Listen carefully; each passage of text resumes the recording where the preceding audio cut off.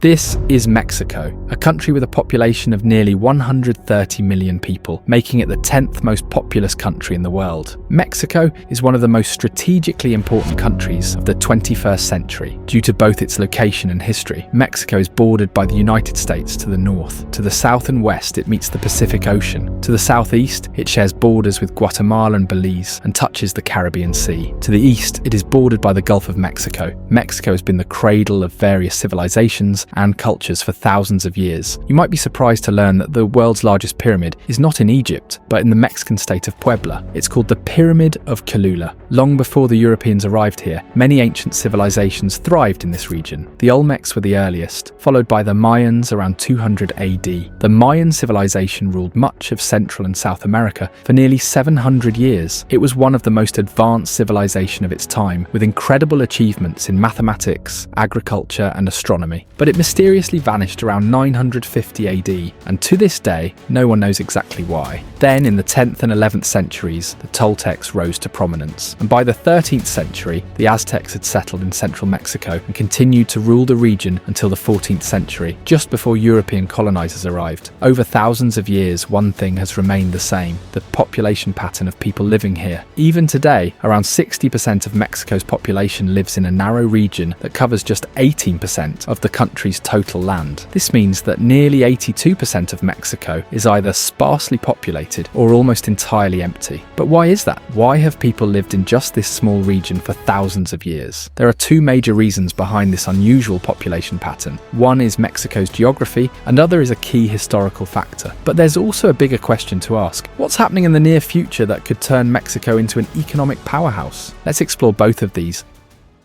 One of the main reasons most people live in just a small part of Mexico is because of its geography. Only 13% of the land is suitable for farming. In the north, large deserts are dry and extremely hot, making agriculture nearly impossible. In the south, thick tropical rainforests cover the land. The heavy rainfall in this region makes it very hard to build roads or buildings. Concrete needs to stay dry to set properly, but in this climate, it rains so often that construction becomes nearly impossible. That's why Mexico's 1,100-kilometer long southern border has only 8 proper roads connecting it to Central America. And if you go even further south to the region between Panama and Colombia, you'll find that there isn't a single road connecting the two countries, making it one of the few places in the world where the two American countries are not linked by land. On top of all these geographical challenges, nearly 70% of Mexico is covered by mountains, and this rugged landscape creates serious challenges. The biggest problem is that building roads and other infrastructure through these mountains is very costly and difficult. Because of this, the central part of the country, where most people live, is often cut off from other regions by natural barriers. Even for the government, keeping control over these areas is not easy. From the borders of Guatemala and Belize all the way to northern Mexico, it's hard for law enforcement to keep track of everything. As a result, drug and weapons smuggling is widespread in these poorly monitored regions. Drugs are often smuggled from southern Mexico into the center of the country and then moved across the northern border into the United States. Because of the harsh deserts and steep mountains, stopping this illegal movement is extremely difficult for authorities. One big reason so many people live in central Mexico is because it has the most fertile land in the entire country. The region is full of volcanoes, which made the soil perfect for growing crops like corn, one of Mexico's most important foods that was first cultivated here. This land has been great for farming and irrigation, which is why civilizations have lived here for thousands of years. Another important area for Mexico's economy is the coastal city of Veracruz, located on the eastern edge of the country. About 35% of Mexico's total water supply comes from this region. Veracruz was also the main entry point for foreign invasions. Between the 16th and 19th centuries, Spanish, American, and French forces entered through this coast and eventually reached and captured Mexico City. Mexico City is protected by a ring of mountains, which helped defend it from direct attacks. But these same mountains made it hard to protect the coastline, leaving the country exposed to invasions. In 1873, a railway was finally built to connect Veracruz and Mexico City, covering around 200 miles, but because of the difficult terrain, it was very hard to build. At the same time, the United States had already built about 50,000 miles of railroad, thanks to its flatter landscape. This difference in geography gave the US a major advantage, allowing it to develop much faster than Mexico. These geographic challenges are one of the main reasons for Mexico's uneven population spread and why the country fell behind the rest of North America in terms of development. But in recent years, Mexico has gone through a major transformation information. Between 2010 and 2023, 17 gas pipelines were built from the United States into Mexico. Today, most of that gas is used to power manufacturing plants near the US-Mexico border. This has brought two big advantages. First, cheap gas has boosted Mexico's manufacturing sector. Second, low labor costs have made production much more affordable. Because of this, many global companies are now moving their factories to Mexico. For example, Nissan now produces more cars in Mexico than it does in Japan. Mexico is currently the fifth largest car exporting country in the world. In 2019, it even surpassed Canada and China to become the United States' biggest trading partner. Experts believe that if Mexico's manufacturing continues to grow at the current pace, it could become the world's seventh largest economy within the next 20 years. As more factories are built, Mexico's population map is expected to shift as well. Many people will likely move from central Mexico to the northern border, where most of the industrial growth is happening. Because these new factories are so close to the US, the goods they produce don't face extra taxes when exported, making them even more competitive. It seems that Mexicans have decided to find a solution to their challenging geography, and when a nation collectively makes such a decision, nothing can stop it from moving forward. These are the sources we consulted for this video. If you enjoyed today's video, please like it and subscribe to the channel. Do suggest topics in the comments. See you in the next video. Take care.